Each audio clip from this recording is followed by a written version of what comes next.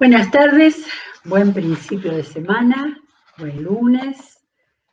A esta hora del día ya hemos pedido al Señor bendición por el día, pero siempre en cada programa podemos hacerlo, de poder poner todo lo que vamos a hacer en la semana como iglesia y personalmente para tener la bendición del Señor, la guía, la dirección.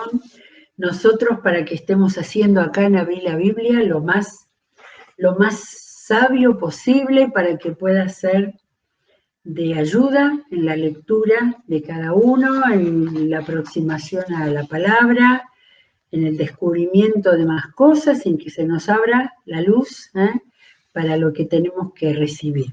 Y también conocer cuando vamos a algo que no es tan de lo más común que quizás leamos, ¿sí?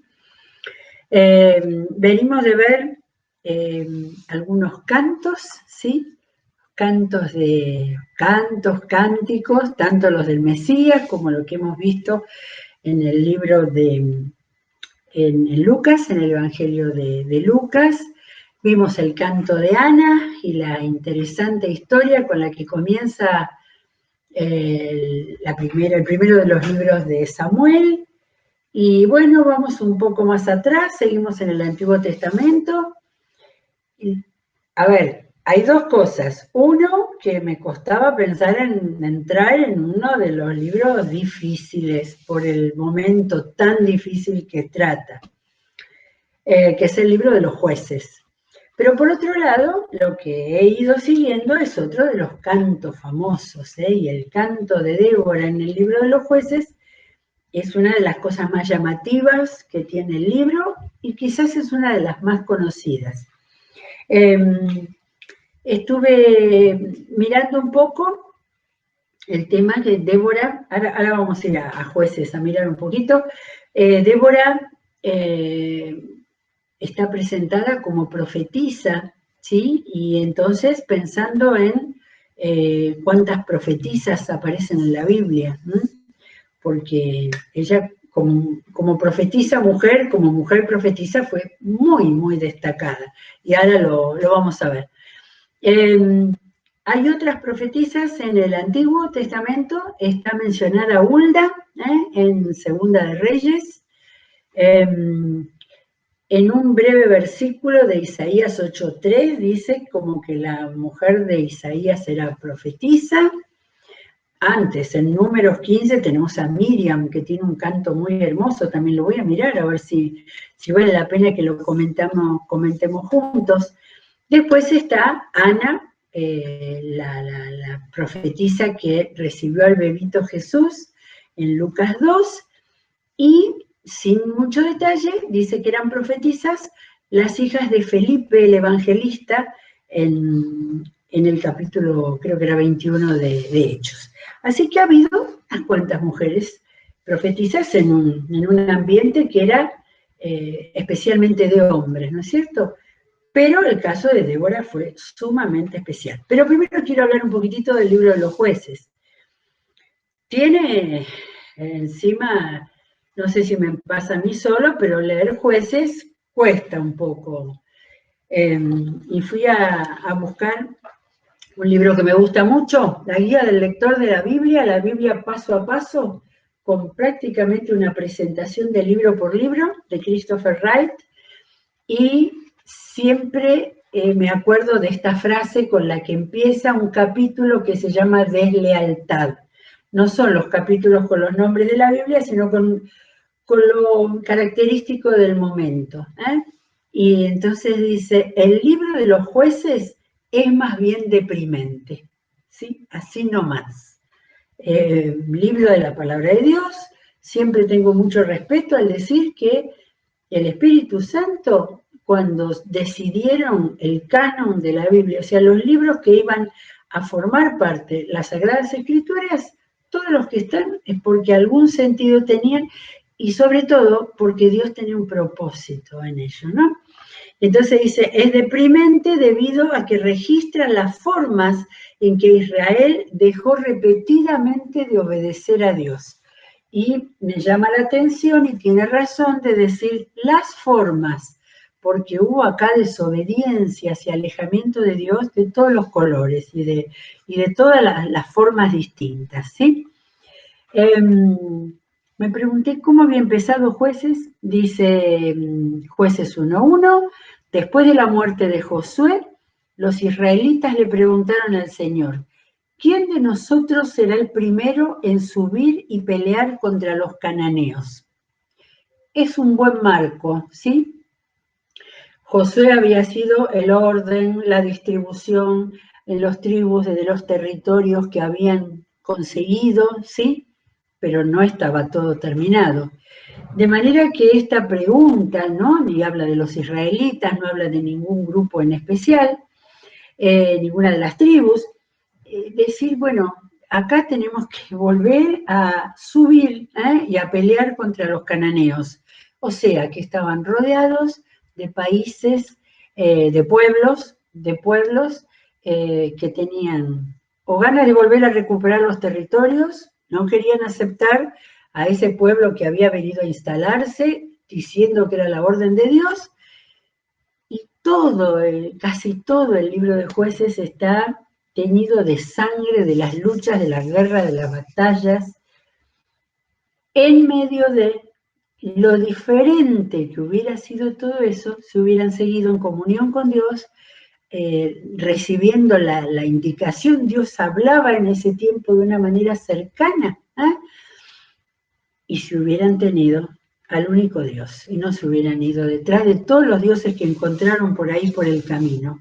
Así que encontramos en el libro de los Jueces una nación desorganizada y amenaza de enemigos por todos lados. Bueno, yo había mirado lo único que pasó en ese tiempo desorganizado, después de Josué, que fue el gran líder, que los condujo, que los distribuyó, que los ubicó, que los bendijo, sucesor de Moisés, llega un momento en que no tienen guía, tendrían la guía del Señor, y el Señor hubiera puesto gente. ¿Qué puso el Señor? A unos personajes que se llamaron jueces y que en general eran algunos de estos guerreros que enfrentaban a los enemigos que se habían multiplicado por todos lados, ¿sí? El capítulo 2 comienza con un pequeño episodio.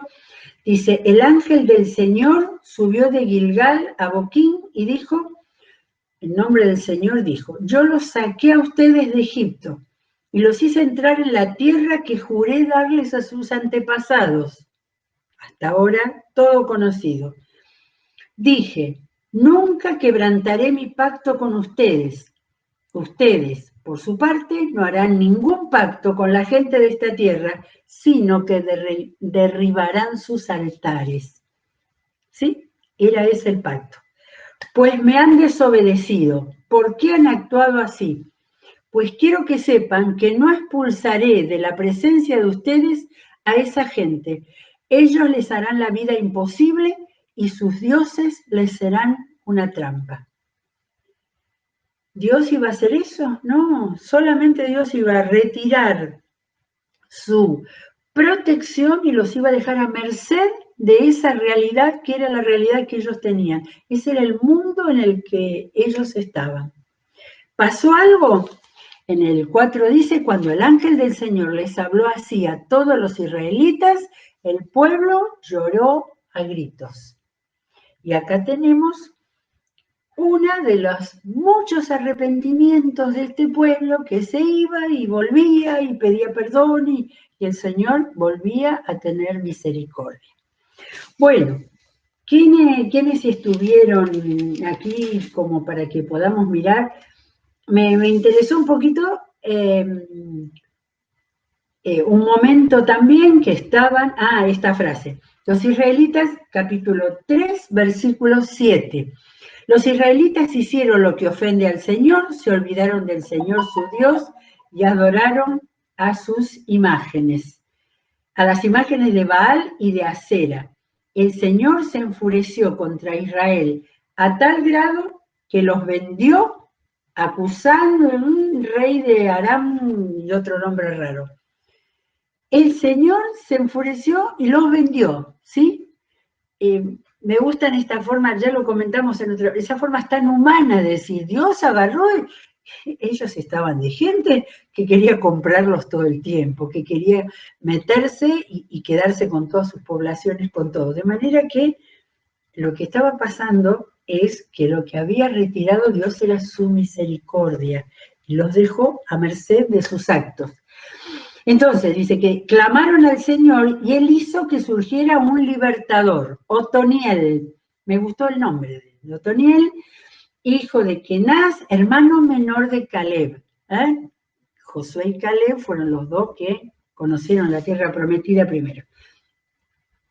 Y me encanta cuando encuentro el Espíritu del Señor vino sobre Otoniel, vino sobre él. Y así se convirtió en caudillo de Israel y salió a la guerra. Y entonces solucionó todo ese problema y dice, el país tuvo paz durante 40 años hasta que murió Otoniel. Después viene otro que es interesante, que fue Ahod. Una vez más los israelitas hicieron lo malo y por causa del mal, otra vez dice que el Señor le dio poder sobre ellos a Eglón, rey de Moab. Acá aparecen de nuevo los moabitas, los enemigos que volvían, se amigaban. Luego de aliarse con los amonitas y los amalecitas, Eglón atacó a Israel.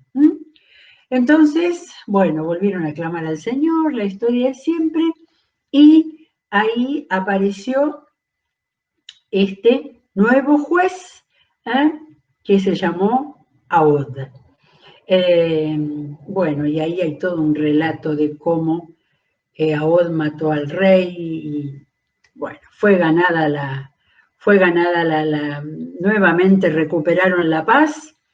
Dice que en aquella ocasión, en el versículo 329, derrotaron unos 10.000 moabitas, todos robustos y aguerridos. No escapó ni un solo hombre.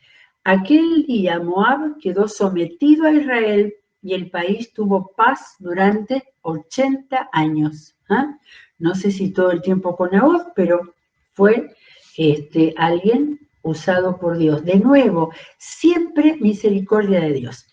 Y después, antes de llegar a nuestro capítulo de hoy, que es el 4, aparece un juez de un versículo, nada más. Dice, el sucesor de Ahod fue Samgar, hijo de Anat, quien derrotó a 600 filisteos con una vara para arrear bueyes. Yo quisiera saber cómo lo hizo. Se puso en un camino y con la vara mataba a cada filisteo que se acercaba. No lo sé, pero lástima que no filmaron esto para haberlo visto, porque no explica nada más. Y dice, también él liberó a Israel. Punto final del capítulo 3. Y este es el juez de un solo versículo. Y el siguiente, capítulo 4, acá aparece Débora.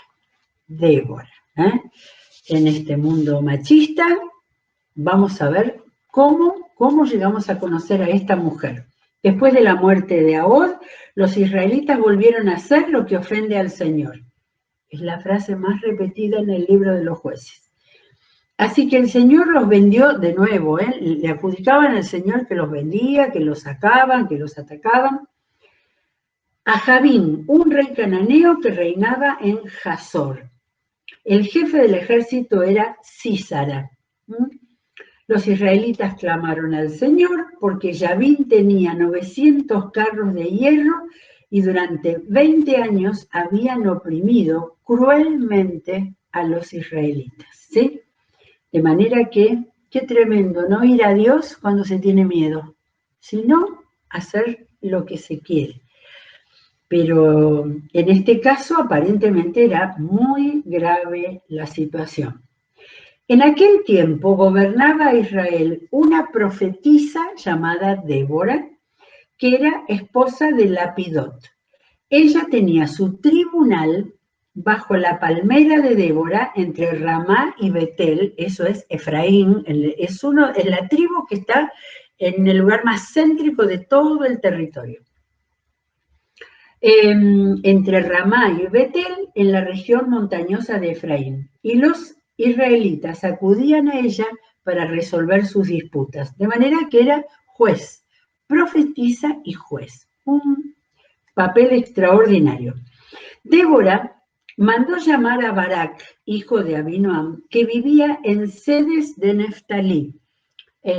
Al mapa de nuevo, cómo cambia la lectura si uno tiene una noción de qué se está hablando. La ciudad de Sedes, en Neftalí, estaba al norte.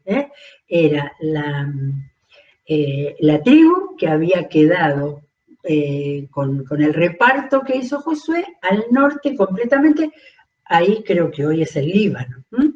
En cambio, el lugar donde juzgaba y donde aparentemente vivía era en Efraín. Ella mandó a llamar a este Barak que vivía en el norte de Israel. Y le dijo, Débora le dijo, el Señor, el Dios de Israel, ordena, ve y reúne en el monte Tabor a 10.000 hombres de la tribu de Neftalí y de la tribu de Zabulón. Yo atraeré a Sísara, el que venía del otro capítulo, jefe del ejército de Jabín, con sus carros y sus tropas hasta el arroyo Quizón. Ahí lo entregaré en tus manos.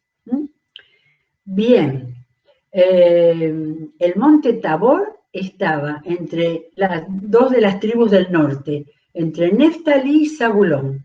Así que el Señor, lástima que no tenemos el momento en el que Dios le habló a Débora, ¿no? Pero Débora con toda firmeza fue a hablar a Barak, de manera que debe haber recibido del Señor esa palabra, con todos los detalles. El lugar, el monte Tabor, entre Neftalí y Zabulón.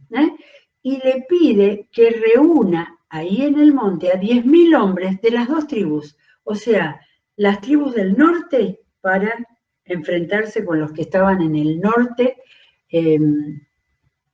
martirizando a los judíos, porque dice que los había oprimido cruelmente. Y entonces el Señor también iba a hacer que iba a traer a Sísara, el jefe del ejército, y los iba a entregar en sus manos. Aparece el señor Barak. ¿Qué dice Barak? Solo iré si tú me acompañas, de lo contrario no iré. Bueno, era un hombre terrible. No sabemos nada de él, ¿no? Solo sabemos que a partir de ahí fue obediente, pero fue obediente a las órdenes de Débora. Tal debía ser el carácter, la personalidad, la influencia que ella tuviera ya como jueza y profetisa de todas las tribus, para que Barak no se animara solo. No era poco lo que el Señor estaba pidiendo. La crueldad de toda esa gente ya está anticipada. Está bien, iré contigo, dijo Débora, pero por la manera que vas a encarar este asunto, la gloria no será tuya, ya que el Señor entregará a Sísara en manos de una mujer. Como vamos a ver, estaba profetizando Débora aquí. Así que Débora fue con Barak hasta Sedes, hasta la ciudad de Barak, donde allí convocó a las tribus de Zabulón y Neftalí. 10.000 hombres se pusieron a sus órdenes y también Débora lo acompañó. Eber el kenita, de los kenitas, se había separado de los otros kenitas que descendían del suegro de Moisés y armó su campamento junto a la encina que estaba cerca de Sedes. Venía de otro pueblo, pero evidentemente amistosamente había estado cerca de los israelitas de la tribu de Neftalí. Cuando le informaron a Sísara que Barak había subido al monte Tabor, Sísara convocó a sus 900 carros de hierro y a todos sus soldados. Entonces Débora le dijo a Barak, adelante, este es el día que el Señor entregará a Sísara en tus manos. ¿Acaso no marcha el Señor al frente de tu ejército? Impresionante, ¿no? Por supuesto que siempre sabemos que nos falta tanto de los diálogos y de los detalles, Pero ella había dicho, la gloria va a ser mía, pero a él le está diciendo, va a ser tu ejército, ¿sí? O sea que dividía muy bien las responsabilidades, los mandos y las jerarquías. Pero por supuesto que Barak iba a poner el cuerpo, no le vamos a quitar ningún mérito. Barak descendió del monte Tabor seguido por los 10.000 hombres. Ante el avance de Barak, el Señor desbarató a Sísara a filo y espada con todos sus carros y su ejército, a tal grado que Sísera saltó de su carro y huyó a pie. Barak persiguió a los carros y al ejército hasta Jaroset Goyim. Todo el ejército de Sísara cayó a filo de espada, no quedó nadie con vida. Cuando el Señor actuaba, cuando el Señor dirigía, las cosas salían bien, ¿sí? Creo que por eso tenemos estos relatos, ¿sí? Por eso nos quedan, de los pocos detalles, los detalles que nos muestran cómo había una mujer que estaba a las órdenes del Señor y que recibía los datos precisos. ¿Por qué en ese momento? Seguramente porque el Señor se había compadecido del estado de los israelitas, ¿sí? Lo que viene en adelante, y no sé si vamos a llegar a poder leer todo el cántico, pero si no seguimos mañana. Lo que sigue adelante es un relato duro, de esos de las películas de acción, ¿eh? Por lo menos a mí no me gusta. Pero aquí apareció otro personaje que dice Jael, y no me había dado cuenta quién era Jael. Jael era la esposa de este kenita, de Eber el kenita, que se habían quedado ahí junto a la encina, se habían arrimado a los israelitas. Ella, como no eran israelitas, conocía a Sísara y se iba escapando Sísara, lo hizo entrar en su casa diciéndole algo así como que lo iba a esconder y lo tapó con lo hizo dormir y se durmió, y cuando estaba dormido y todo tapado, lo liquidó, ¿sí? De manera que dice, aquel día Dios humilló en presencia de los israelitas a Jabín, el rey cananeo, los cananeos del norte, y el poder de los israelitas contra Jabín se consolidaba cada vez más hasta que lo destruyeron. Todo el capítulo 4, la parte en prosa de la historia de Débora, está ahí, con todos sus personajes, ¿sí? con todo lo que fue necesario hacer para poder formar esta dupla, que pudo hacer las dos partes, la de la guerra, la de la dirección, y otra mujer que apareció para terminar con Sísara. Por eso que cuando le dice Débora, la gloria no será tuya, ya que el Señor entregará a Sísara en manos de una mujer. Yo siempre creí que había dicho en manos de ella. No, era de Yael, que fue la que finalmente lo mató. Capítulo 5 dice, aquel día, como si fuera ahí en ese momento, después de esa victoria, Débora y Barak, hijo de Ahinoam, entonaron este canto, llamado el canto de Débora, la canción de Débora, dice acá, pero lo cantaron los dos, y ahí estaban con la felicidad de haber logrado esa victoria gracias al Señor y gracias a que fueron capaces de unirse, aceptarse, no pelearse, no dice nada que hubiera habido ningún conflicto, ¿sí? Barak estuvo dispuesto a ir bajo las órdenes de Débora y seguramente Barak tuvo una participación importantísima poniendo su cuerpo en la batalla y en todo. Cuando dice Barak persiguió a los carros y al ejército, hasta sabe Dios dónde era ese lugar, Jaroset. Bueno, vamos a ver un poco entonces del largo cántico de Débora, que es posible dividirlo en varias formas para poder entender, como pasa muchas veces con la poesía, que nos parece que todo sigue lo mismo. Dice en el versículo 2, cuando los príncipes de Israel toman el mando, cuando el pueblo se ofrece voluntariamente, bendito sea el Señor. Está muy bueno porque es cuando pusimos el cuerpo, cuando estuvimos dispuestos a hacerlo, cuando hubo un pueblo que se unió, bendito sea el Señor, porque Dios hizo posible que hubiera ese cambio de actitud. Él levantó a Débora y ahí fue posible juntar 10.000 hombres para que fueran a la batalla. Oigan, reyes, escuchen, gobernantes, yo cantaré al Señor, tocaré música al Señor, el Dios de Israel. Oh Señor, cuando saliste de Seir, cuando marchaste desde los campos de Edom, tembló la tierra, se estremecieron los cielos, las nubes derramaron agua.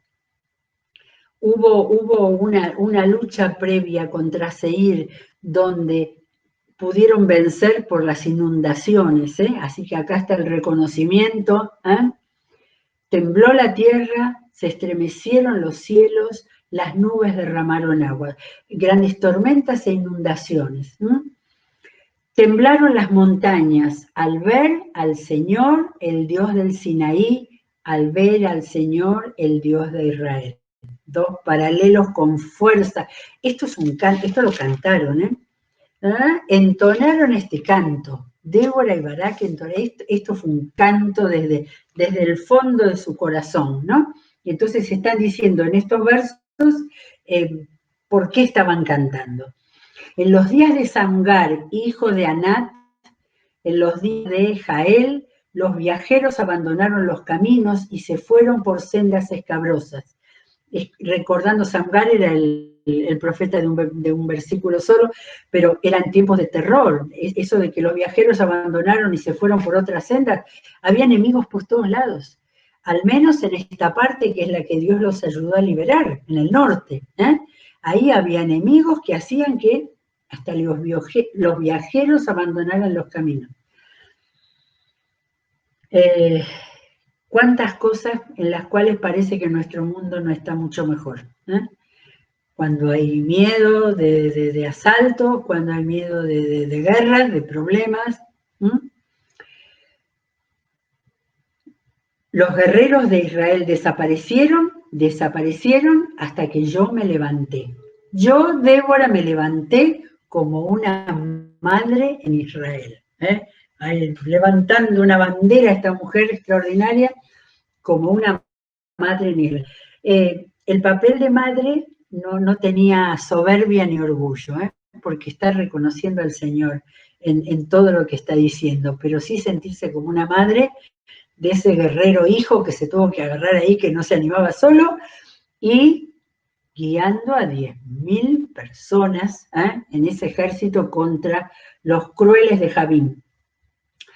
Cuando escogieron nuevos dioses, llegó la guerra a las puertas de la ciudad, pero no se veía ni un escudo ni una lanza entre 40.000 hombres de Israel. Mi corazón está con los príncipes de Israel, con los voluntarios del pueblo. Bendito sea el Señor. Es la segunda vez que habla del pueblo voluntariamente, dice en el versículo 2, y ahora voluntarios, ¿sí? Ahí no hubo que empujar a nadie, ahí hubo esa unidad que daba el estar espiritualmente unidos al Señor bien. 2 versículos más y seguimos mañana. Dice, ustedes los que montan asnas blancas y se sientan sobre tapices, y estos son los que no sé si se hubieran ido a embarrar en una batalla, ¿no? Y ustedes, los que andan por el camino, pónganse a pensar. La voz de los que cantan en los abrevaderos, esto se refiere a los trovadores que iban cantando, relata los actos de justicia del Señor, los actos de justicia de sus guerreros en Israel. Y estoy llegando acá a la mitad del versículo 11. Nos falta más de la mitad porque fue un canto tremendo, pero evidentemente yo veo acá una euforia por esa posibilidad de salir de la esclavitud. Más que por ganar una batalla, era salir de la esclavitud. habían conquistado una tierra y esa tierra la estaban perdiendo poco a poco porque se le estaban metiendo los enemigos que no querían a un Dios único y que lo único que querían era hacer esclavos a los hombres. Uy, esto puede salir toda una aplicación, ¿no es cierto? Una metáfora de la vida de tantas personas, de los pueblos, de los países, ¿sí? Que dejan de tener a un Dios único, al mundo nuestro que tenemos, por dejar de obedecer a Dios y por seguir y por caer entonces en toda clase de esclavitudes. Así que el canto de Débora, léanlo y vamos a seguir gustándolo mañana, que nos sirva para pensar. Esto nos quedó en la Biblia para mostrarnos una muy gráfica lección de lo que significa estar con Dios o estar apartados de Dios. Bueno, muy bien, gracias por este tiempo que compartimos, que Dios los bendiga, seguimos en este día del programa tan importante y nos veremos mañana si Dios quiere. Que Dios los bendiga.